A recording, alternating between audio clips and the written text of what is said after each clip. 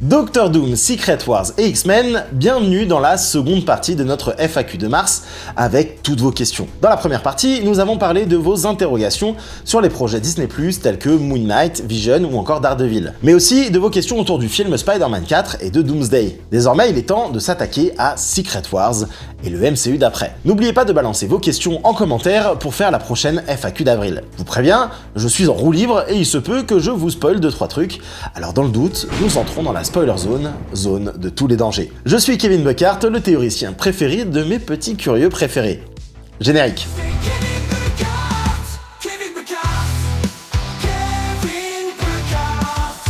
Allez, on s'attaque tout de suite au reste de vos questions sur Doomsday et Secret Wars.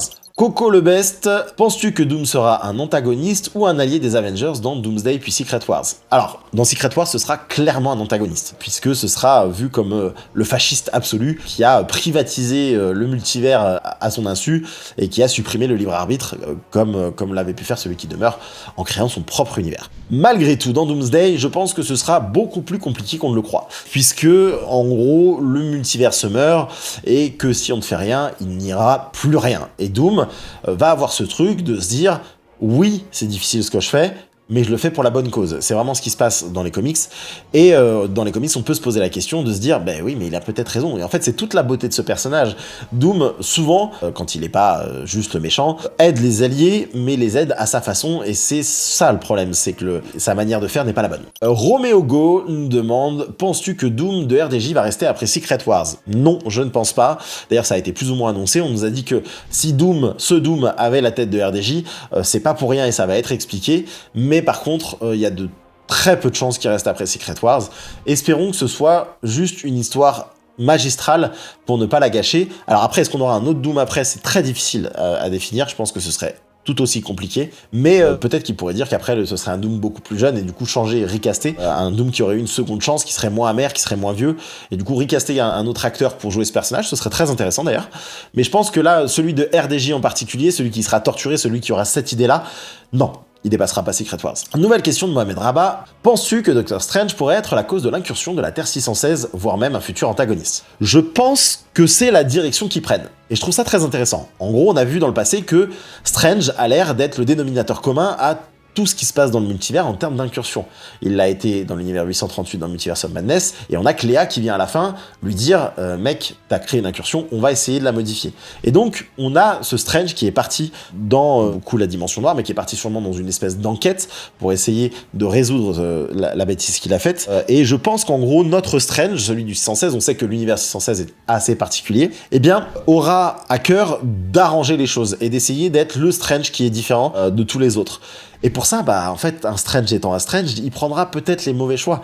Et je pense réellement qu'il s'associera à Doom et que dans Secret Wars, il sera son bras droit en assumant pleinement ce qu'il a fait, même si peut-être il se dira que c'était une mauvaise idée. Raphaël Loger, alors, quel film crois-tu qu'il y aura entre Avengers Doomsday et Avengers Secret Wars? Bon, moi, ma théorie à moi personnellement, c'est que entre Doomsday et Secret Wars, on aura presque une demi-phase ou une phase de film du Battle World. C'est vraiment ma conviction, et je pense que film et série seront là-dessus. Aujourd'hui, on ne sait pas le film qu'il y a entre les 4 Fantastiques et Doomsday, et à part Spider-Man 4, on ne connaît pas les films et séries qui seront entre Doomsday et Secret Wars. C'est pour ça que je continue à avoir cette théorie, et c'est pour ça que je suis persuadé qu'on le saura au moment de la Comic-Con. Au vu des leaks et au vu de ce que je pense moi, je crois vraiment qu'il y aura un film autour des Hulk. Alors est-ce qu'il s'appellera World War Hulk? J'en sais rien, mais pour moi, il y aura ce Spider-Man 4 qui nous introduit à ce nouveau monde en jouant sur le côté mais qu'est-ce qui se passe, où on en est, et on aura ce film Hulk qui assumera totalement le film dans Battle World.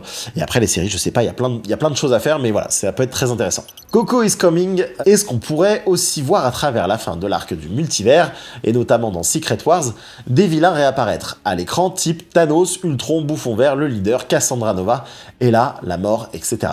Oui, je pense que c'est l'occasion de le faire, et je pense que c'est l'occasion de réutiliser des vilains qui ont été peut-être mal utilisés. En fait, les frères Russo ont dit absolument n'importe qui pourront être dans ces films. Donc why not? Moment canapé nous demande, penses-tu que nous aurons un combat Bucky Barnes Winter Soldier versus Captain America du multivers, genre Captain Hydra ou version Nomade par exemple? Alors, moi je pense que déjà, dans un premier temps, on aura les deux. Je pense que vraiment, Chris Evans va revenir pour jouer une version gentille et une version méchante de Captain, puisque même si on sait il est à la retraite, le gentil Captain, si on nous fait revenir la plupart des Avengers de version méchante, je crois vraiment qu'il aura un impact à l'idée de revenir et de savoir ce qui s'est passé pendant qu'il a ramené les pierres. Je trouverais ça très intéressant. D'ailleurs, j'adorerais une série sur son retour des pierres et savoir un peu où il est. Par exemple, t'aurais son apparition dans Doomsday, ou j'en sais rien, et ensuite t'as une série qui nous explique où il était. Ce serait vraiment génial. Maintenant, est-ce qu'il y aura un combat? Oui, moi... Je vous l'ai expliqué dans une de mes dernières vidéos, mais pour moi, l'idée de faire revenir les Avengers originels en méchants, c'est surtout l'idée de pouvoir les faire se confronter à nos nouveaux Avengers, à nos nouveaux personnages qui ont tous un trauma avec ces anciens Avengers. Par exemple, Yelena avec sa sœur, à qui elle a jamais pu dire au revoir, Bucky Barnes et Sam Wilson, qui sont clairement orphelins de Captain, etc., etc. Je trouve ça très intéressant, donc oui, j'y crois beaucoup. Marco, qui nous demande, combien penses-tu qu'il y aura de morts dans les prochains films Avengers? Je peux pas te dire 7, 8, 9, 10, 20, on est sur une fin de cycle. Le multivers a toujours eu ce truc que presque une mort n'a plus d'impact, n'a plus d'enjeu, et que quand quelqu'un meurt, peut-être il y a son variant, ou c'est un variant qui est mort. On l'a vu, Strange est mort 3 fois déjà dans son propre film, donc il y a un truc où les frères Russo sont très forts là-dedans. Ils sont capables de remettre de l'enjeu là où il n'y en avait plus, et je crois vraiment qu'ils vont être capables justement de fermer des arcs par des morts, alors peut-être avec des personnages qui reviendront après, mais qui seront plus les mêmes acteurs, et accrochez-vous parce que ça va être un sacré rodéo. Ils ont dit que ça allait être un film challengeant pour l'audience, et très radical. Accrochez-vous. Parlement. Penses-tu que l'univers 616 aura une place bien plus importante que les autres? Un moyen de justifier pourquoi ce sont les héros du 616 qui seront véritablement mis en valeur. Dans les comics, l'univers 616 et la Terre ont une place vraiment centrale dans toutes les intrigues, puisque c'est dans cet univers et sur cette Terre que sont concentrés le plus de héros qui ont fait le plus de choses incroyables. En tout cas, le Watcher du 616 est très concentré, et c'est les Watchers principaux parce qu'il se passe trop de choses sur cette Terre. Et dans le MCU, on a vu que le 616 est l'univers choisi par celui qui demeure pour devenir l'éternel flux temporel. Et donc, dans la recréation, on va dire, du multivers, on a le 616 qui est l'élément central par lequel toutes les branches et toutes les convergences se sont créées pour créer tous ces nouveaux univers. Donc oui, il est central, et c'est pourquoi les héros du 616 sont aussi mis en valeur. Désormais, je vous propose de répondre à vos questions autour de l'après Secret Wars. Alors, j'ai pas le nom là de la personne, tant pis. Selon toi, le MCU post-Secret Wars restera un multivers ou ce sera un seul univers avec tous les anciens personnages? Alors, selon moi, on peut pas passer à côté de l'idée que ce soit un multivers, puisque si on repart de zéro et qu'on crée un nouvel univers avec les nouveaux héros de tous les mondes, eh bien, forcément, il faut recréer un multivers. En fait, il se fait tout seul. On a vu qu'il fallait une gestion comme le TVA pour empêcher un multivers de se créer. Et nous, on vit sûrement dans un multivers, donc c'est quelque chose qui est un fait. Maintenant, le multivers qu'il y avait avant va rester détruit. C'est-à-dire que tous les personnages qui ont perdu leur monde, soit morts, soit vont rester dans le nouveau MCU, on va dire. Je sais même pas si ça s'appellera encore MCU, honnêtement. Je pense que ce sera un vrai reboot, soft reboot certes, mais peut-être que ça changera de nom. Et dans ce nouvel univers, on se concentrera principalement sur eux, ce nouveau 616, mais je pense que oui, le multivers existera, mais il sera très peu utilisé, peut-être via des personnages comme Captain Britain, mais plus des variants dans tous les sens. Je pense que ça changera. Nimp nous demande, est-ce que tu penses qu'on aura un vrai Doom dans le reboot du MCU qui serait différent du Doom multiversel de RDJ? Alors j'ai déjà répondu à cette question, mais oui, je pense, RDJ ne continuera pas, et maintenant, est-ce qu'il y aura un Doom pour l'après? Pour moi, la seule façon de le faire, c'est que dans ce nouveau multivers qui est créé, ou dans ce nouvel univers, en gros, on part du principe que RDJ est un Doom vieillissant qui a vécu beaucoup de traumatismes, et qu'en gros on lui donne une seconde vie, une seconde jeunesse dans ce nouvel univers, en Latverie, dans son royaume, et qui serait recast par un autre acteur. Ça c'est le schéma que je vois, et puisque c'est ce qui se passe dans les comics, puisque en gros on sait dans les comics que le visage est ravagé de Dr Doom, c'est pour ça qu'il se cache derrière un masque, et au moment de la recréation du multivers, par Franklin Richards, le fils de Reed Richards, eh bien, il lui donne une seconde chance et lui offre un nouveau visage. C'est-à-dire qu'en gros, il lui pardonne tout ce qu'ils ont fait pour pouvoir arriver à vivre sereinement. Peut-être que c'est ce qui sera fait, et pour moi, je pense que ce serait une excellente idée de voir qu'à la fin, par exemple, il aurait son visage non plus tuméfié, et que ce soit un nouvel acteur. Je trouverais ça hyper intéressant. LDE. Dans un live, tu avais parlé d'un soft reboot du MCU avec plusieurs arcs. Pour toi, quels seraient les 3 grands arcs post-Secret Wars avec les 3 grands méchants? Alors, s'il y en a que 3, on a l'arc X-Men, bien sûr, l'arc mutant, avec je pense qu'on se dirige plus vers Mr. Sinister. Il a été présenté dans X-Men 97, c'est plus simple. On a aussi, pourquoi pas, l'arc Apocalypse, mais ça me paraît un peu tôt pour faire un Apocalypse direct. Mais bon, c'est peut-être comme ça qu'ils expliqueront l'arrivée des mutants, je sais pas. Donc, l'arc mutant. Le deuxième, ce sera un arc galactique, où là, en gros, on va retrouver du Nova, on va retrouver les Gardiens de la Galaxie et d'autres races extraterrestres, avec ce qui semble se diriger vers un Annihilus avec la vague d'Annihilation, un truc que j'attends depuis très longtemps parce que vraiment le run Annihilation, je l'adore. J'arrête pas de le comparer à un Starship Trooper des comics, c'est vraiment le cas. Et ensuite on en a 2 autres, c'est un arc paranormal avec, je pense, tout un truc autour des Midnight Suns. On serait possiblement sur un démon, donc ça peut être le retour du fameux Nightmare ou pourquoi pas Mephisto, même si je pense que Mephisto sera plus tard. Et bien sûr un arc street level où là on restera sur des histoires sur Terre. Peut-être qu'il sera un peu moins important qu'avant, mais en tout cas on veut un Spider-Man street level, on veut du Daredevil, on veut des personnages comme ça. Là avec un méchant qui serait sûrement Wilson Fisk, entouré de plein de petits méchants, je pense. Nouvelle question de Keke. Comment et pourquoi le renouveau de DC va permettre à Marvel de se remettre dans le droit chemin? La concurrence, les amis. Si vous avez une concurrence saine et une bonne concurrence, vous avez toujours une remise en question et l'idée de s'élever plus haut. Alors, je vais faire un parallèle, mais par exemple, moi, dans le monde des créateurs de contenu, je sais qu'il y a beaucoup de gens qui s'aiment pas beaucoup. Moi, c'est quelque chose que je ne comprends pas parce que on doit pouvoir se dire qu'on est en concurrence même avec un copain parce que ça permet de s'élever. L'idée, c'est pas de l'écraser, l'idée, c'est de se dire c'est trop cool ce que tu fais, moi aussi je vais me mettre au-dessus.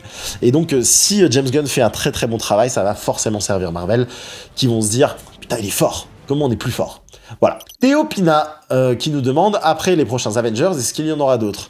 Alors oui, ça a été annoncé, la marque Avengers est réellement une marque, c'est-à-dire que c'est ce qui fait venir les gens au cinéma, et même s'il y aura des films X-Men, des films 4 Fantastiques, etc., le terme Avengers sera toujours là. Alors la vraie question, c'est de se dire, est-ce qu'ils vont recast les Avengers originels? Est-ce que Thor va rester? Est-ce qu'il y aura un nouveau Iron Man? Est-ce qu'il y aura un nouveau Captain America? Ça, c'est des questions qui restent en suspens, je pense que oui, mais pas tout de suite, et je crois concrètement que oui, il y aura encore des films Avengers, et d'ailleurs ça a été annoncé, oui, il y en aura toujours. Aris Boukra nous demande qui pourraient être les personnages principaux dans la saga des mutants. Alors pour le moment, on va se concentrer sur ce qui a été dit. Il y a quelques temps, on avait entendu que ce serait une saga qui serait peut-être plus concentré dans un premier temps sur les personnages féminins, mais c'était il y a longtemps, et on sait qu'il y a quelques changements, CF, la vidéo sur le wokisme et la manière dont ça a évolué chez Disney. Si on en suit aujourd'hui les rumeurs de recrutement, on aurait Cyclope, on aurait Jean Grey, on aurait Malicia, c'est les 3 premiers gros noms qui sont sortis.